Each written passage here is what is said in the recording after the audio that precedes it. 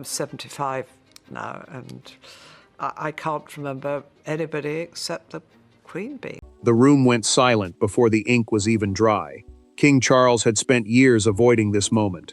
But now the document lay open before him, his signature fixed beneath words Queen Camilla had fought desperately to erase from the royal record. When she realized what he had done, her composure vanished. The paper she believed could never survive had returned, and with one signature, Charles had transformed an old secret into an irreversible royal decision. Before we go deeper into what this really means for the royal family, make sure to subscribe so you don't miss a single update.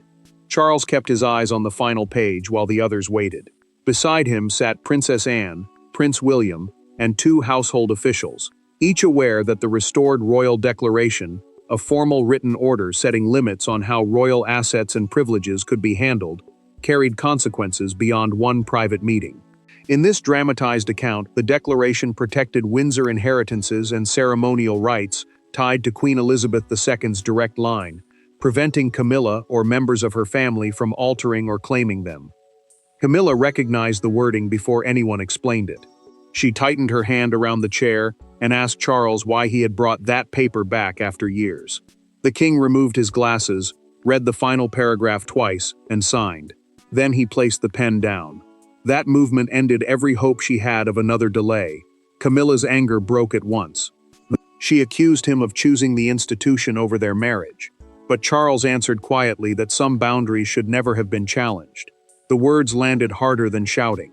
For years, the earlier version of the declaration had vanished from active palace records after efforts to have it withdrawn, invalidated, or destroyed. Now it had returned with the monarch's own signature attached. Anne finally broke her silence. Through a documented private exchange preserved in this fictional narrative, she explained that Elizabeth had ordered an authenticated duplicate to be stored outside the normal household filing system. An authenticated duplicate meant a verified copy treated as reliable when the working original could not be trusted to remain available. William studied the archive references and noticed something worse. The file had not simply been misplaced. Entries connected to it had disappeared across different records, suggesting a sustained attempt to erase its trail. The future king looked toward his father, and Charles understood what that meant. Camilla stepped away from the table, but Anne was not finished. She opened a second folder filled with correspondence, and the room tightened again. The signature had wounded Camilla, but those letters threatened to expose how far the battle over the declaration had really gone. For Charles and Camilla, this was no longer simply about parchment, inheritance, or palace rules. It was about the private bargain beneath their public marriage. Charles had defended her through years of controversy, while Camilla had believed that loyalty would eventually place her beyond the reach of old restrictions. But across one polished table, husband and wife suddenly saw the monarchy differently, and neither could pretend the difference was small anymore. Charles understood exactly why the signature had cut so deeply.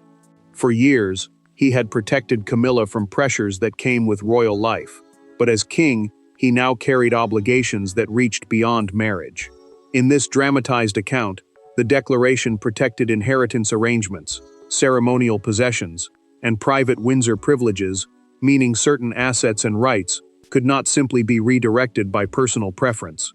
That distinction mattered, because the crown demanded continuity, while Camilla had always believed their partnership would eventually carry equal weight.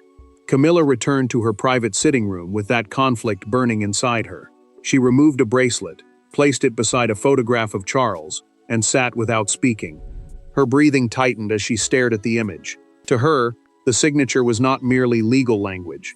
It was proof that when affection collided with dynasty, Charles would protect the dynasty first. The thought hurt, because she had spent years believing their shared history had finally placed her beyond those old boundaries. Charles remained alone in his study after everyone else had left. A senior aide quietly asked whether he wanted the signed declaration taken away for secure storage, but the king refused. He wanted it left on his desk overnight. That choice revealed his own turmoil. He was not celebrating. He was forcing himself to live with the decision he had avoided for years, knowing that preserving one promise to the monarchy might damage another promise inside his marriage. William could not ignore one detail. Camilla had recognized the sealed document almost instantly. even though nobody had explained its contents in front of him. The prince asked Anne how she could have known. Through a private documented exchange preserved within this fictional narrative, she told him that Camilla had encountered an earlier version years before, during a confrontation far more explosive than he understood. Anne then showed William an archived cover sheet. A handwritten notation stated that the file had once been marked for permanent withdrawal following a private meeting involving Charles and Camilla. The future king read the line twice. Suddenly, the document's disappearance no longer looked administrative. Anne lowered her voice and told William there had been one night when Camilla demanded that Charles make the declaration disappear permanently. To understand why she broke down when he finally signed it, they would have to return to that night, the moment when Camilla first understood exactly what Elizabeth's declaration could take away. Years before Charles placed his signature on the restored declaration, another confrontation had already decided its fate. It happened after a private Windsor gathering that appeared insignificant to everyone outside the room. Camilla learned that Elizabeth had protected certain family assets and privileges from future alteration, and what followed became the hidden trigger for years of tension.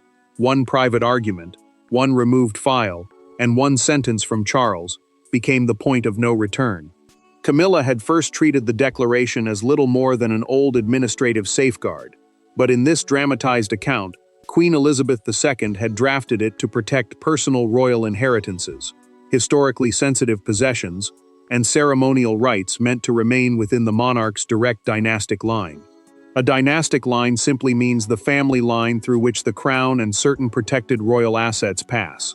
Once Camilla understood that the restrictions would continue even after Charles became king, the document stopped feeling distant.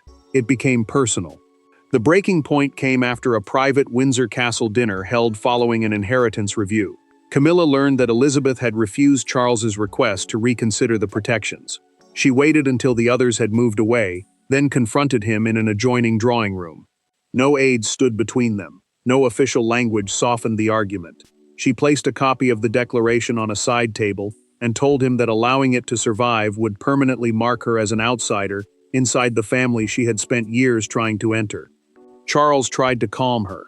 He warned that challenging his mother directly could create a rupture inside the royal family, especially because the protections reflected Elizabeth's personal wishes rather than a temporary household preference. Camilla pushed back immediately.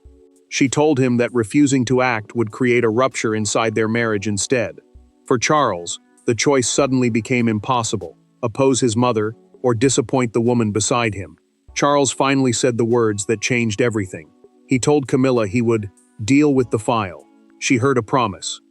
In her mind, the declaration would never be enforced, never revived, and never allowed to shape her future once Charles took the throne. He never clearly corrected that assumption. Weeks later, the working copy disappeared from the active royal archive, while references to it began fading from internal indexes. Yet Elizabeth had anticipated resistance. Through a documented private instruction preserved within this fictional narrative, she ordered a trusted secretary to secure an authenticated duplicate under separate custody. Years later, that duplicate reached Anne.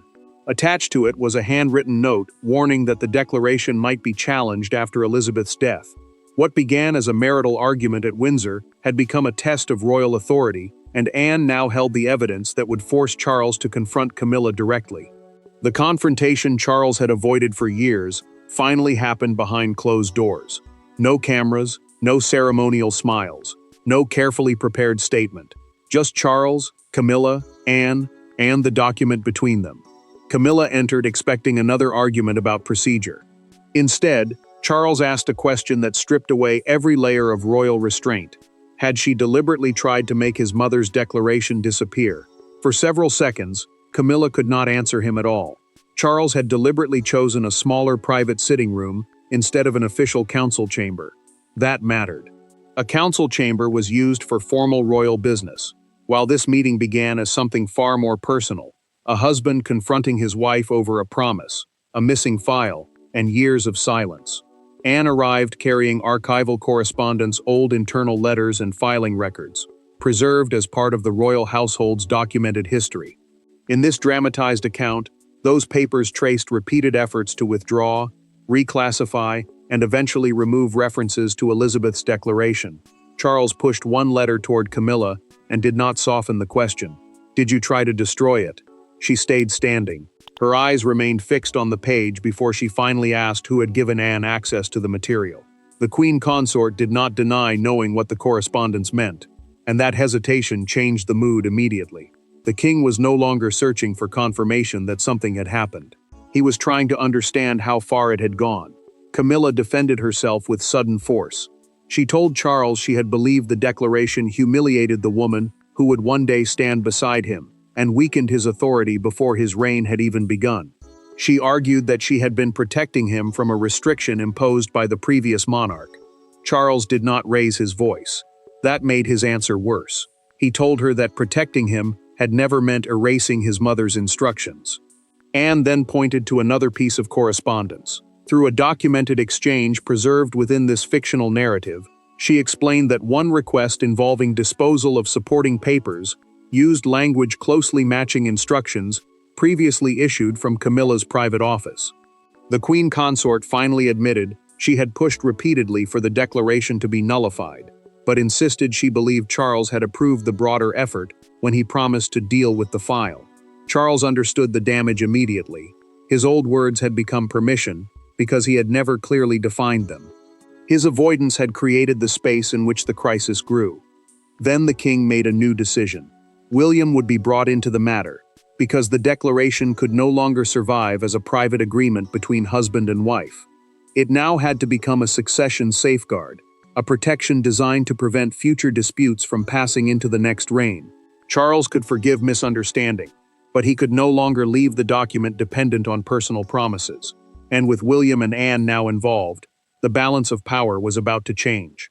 The loudest confrontation was over, but the most consequential decision had only begun.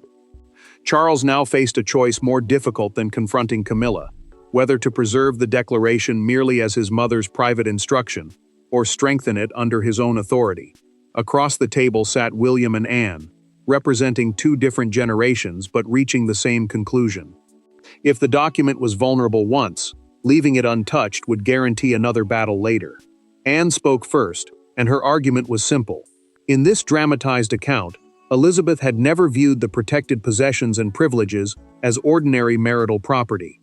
She considered them dynastic assets, items, or rights, intended to remain connected to the direct royal line, rather than pass according to personal preference.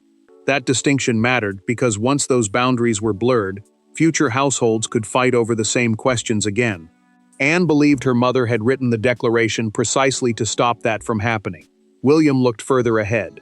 The prince warned Charles that uncertainty now would become conflict later, especially when the next reign began, and different branches of the family expected different treatment. He told his father that an unclear document would not preserve peace. It would only delay the argument. The future king understood that whatever Charles refused to settle would eventually land on his desk, carrying even more resentment than it carried now. Charles rose and walked away from the table.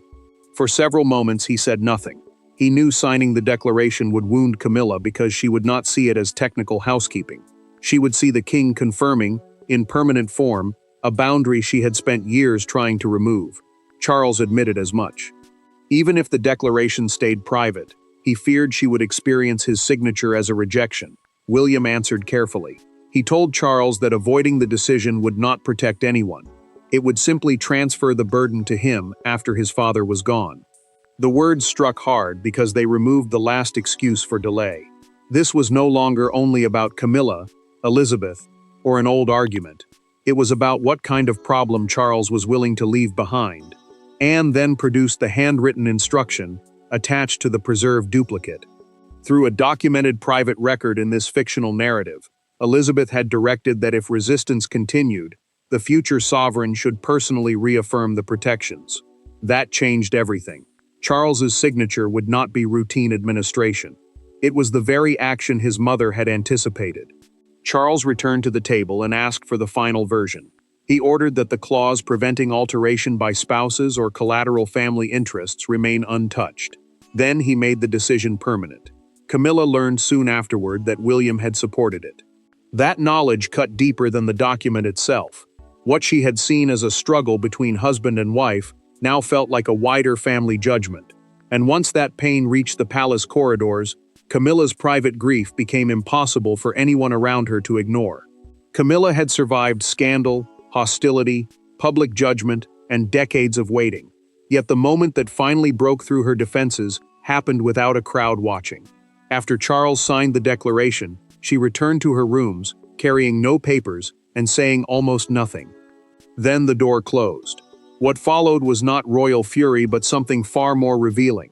The collapse of someone realizing that a battle she believed had been settled years earlier had ended in exactly the outcome she feared. Charles's decision moved quickly through the household.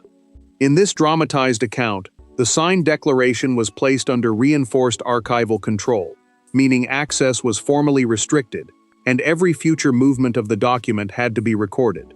Palace officials were also told that protected possessions, privileges, and inheritance arrangements could no longer be changed through informal requests. That mattered because the old uncertainty was gone. What had once been vulnerable to pressure was now protected by a clear process. Camilla reached her private sitting room and dismissed her dresser almost immediately. She lowered herself into a chair and noticed a prepared engagement folder waiting for her attention. She tried to open it, then stopped. The queen consort could no longer hold herself together. Tears came not because of a single jewel, residence, or privilege, but because Charles had formally confirmed the boundary she had spent years trying to escape. Camilla understood the deeper wound. The king had not simply protected an old document. He had validated the principle behind it. In her mind, that meant the monarchy still drew a line between the marriage she had fought to secure and the dynastic inheritance she could never fully enter. The victory she once believed time would eventually deliver had disappeared with one signature. Charles came to her door later and knocked. Camilla refused to answer at first. He could have asked staff to intervene, but the monarch did nothing of the kind. He waited. The silence between them said more than another confrontation could have.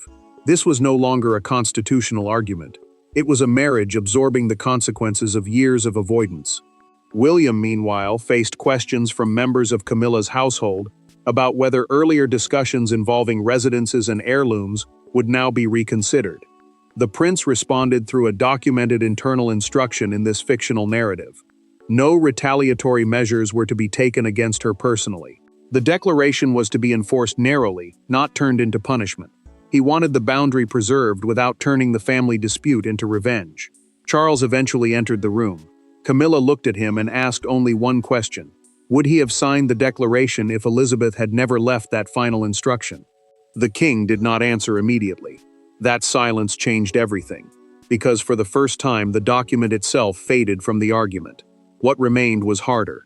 Charles and Camilla now had to decide what trust meant when neither the crown nor Elizabeth could answer for them. There were no advisors left to blame, and no archive papers left to debate. Charles and Camilla were finally alone, seated opposite each other in the quiet hours after the palace had settled. The declaration had already been signed. Nothing they said could reverse it. That was precisely why the conversation became more honest than anything that came before. Camilla no longer argued about authority. She asked Charles whether he still saw her as his partner. Charles had deliberately asked that no aides remain nearby. He wanted no official buffer between them, no secretary to soften a sentence, no household figure to turn emotion into procedure. That mattered because their conflict had survived for years through ambiguity. The declaration of formal written instruction defining what could and could not be changed had become dangerous partly because personal promises had been allowed to replace clear decisions. The king now admitted that much of the damage began with him. Camilla returned to the sentence she had carried for years. "I'll deal with it." She told Charles that she had always understood those words as a promise that Elizabeth's declaration would disappear. The queen consort believed he meant it would never be enforced, never revived, and never stand between them again. Charles did not deny the misunderstanding. He admitted something more painful. He had known she probably believed that, yet he had never corrected her. Camilla's voice hardened, then weakened. She told him the signature had made every old judgment about her place within the royal family feel permanent. To her, the document was not merely about inheritance. It represented a boundary she had spent years trying to prove no longer existed. She finally admitted, in their private recorded account within this dramatized narrative, that her campaign against it had become obsessive, because she believed Elizabeth's protections showed that the late queen never fully trusted her around the monarchy's inheritance. Charles reached for her hand, but he would not apologize for preserving the declaration. Instead, he apologized for letting Camilla believe he would destroy it. The king told her that the document was not a verdict on their marriage. It was a boundary between marriage and crown the institution, duties, and inherited responsibilities that continued beyond any one relationship.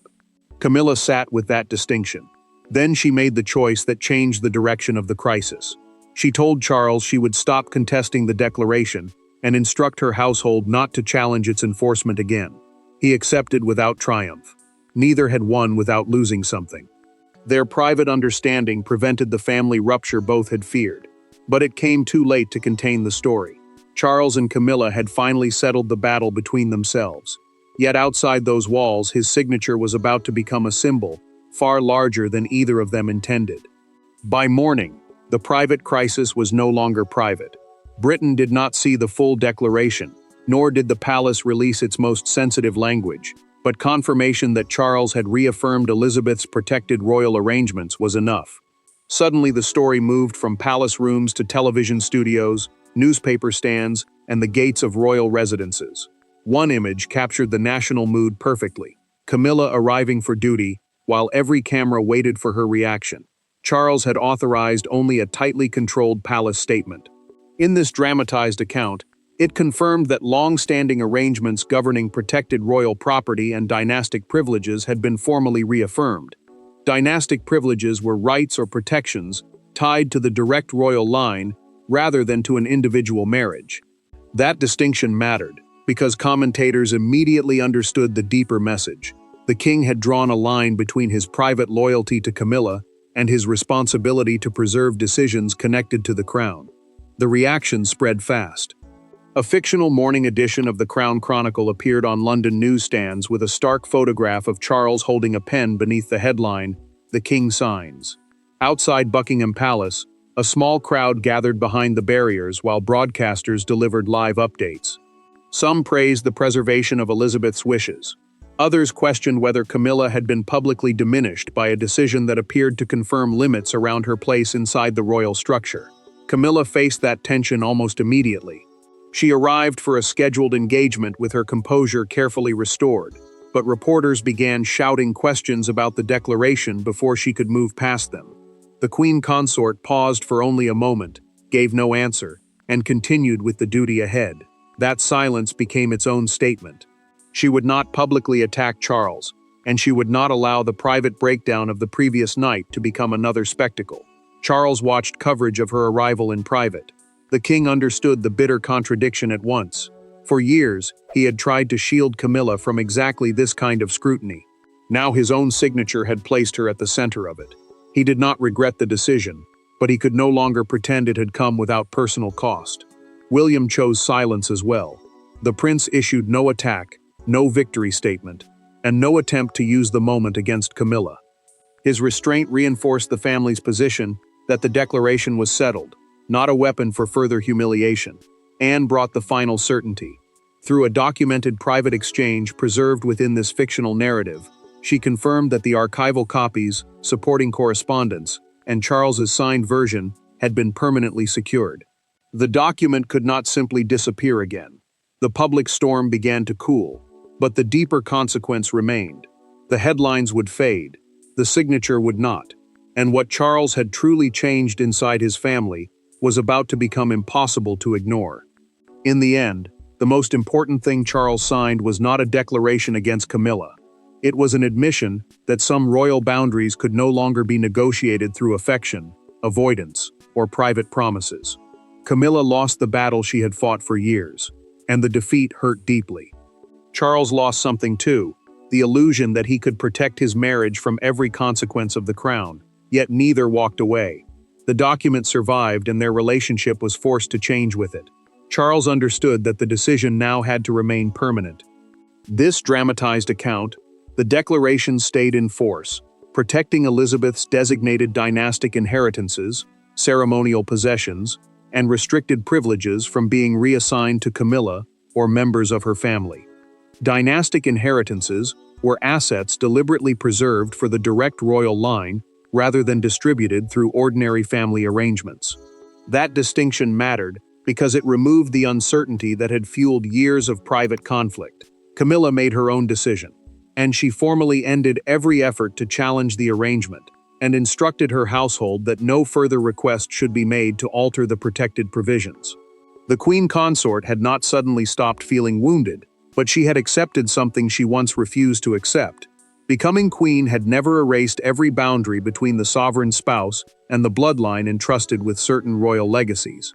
Several days later, Charles and Camilla prepared to leave together for a scheduled engagement. Before stepping forward, the king paused and quietly asked whether she was ready. She answered yes and took his arm. Nothing dramatic needed to be said. Their marriage had survived, but it had survived differently. He would no longer protect their relationship by avoiding difficult decisions, and she would no longer treat royal boundaries as personal rejection. William also emerged from the crisis with a burden lifted. The prince knew that a dispute capable of poisoning the next reign had finally been settled before it could reach him. Anne felt something different. Through a documented private account preserved within this fictional narrative, she regarded the outcome as the fulfillment of Elizabeth's precaution. The document had survived long enough for Charles himself to reaffirm it. Charles finally understood his greatest mistake. It had not been loving Camilla or defending her. It had been allowing silence to become a promise. By saying he would deal with the file, and never explaining what he meant, the monarch had allowed years of expectation, resentment, and fear to grow around a sentence he should have clarified immediately. That evening, the signed declaration entered permanent archival custody. The file that had once nearly disappeared could no longer be quietly removed, rewritten, or forgotten. There was nothing left to destroy, nothing left to contest, and nothing left for Charles to postpone. The document was secure. Camilla had accepted the decision, and the monarchy had drawn its line. What began as a hidden battle ended with a painful truth. Love could survive inside the crown, but it could no longer rewrite the crown's inheritance. Thanks for watching. Please don't forget to like and subscribe, and we will see you in next one.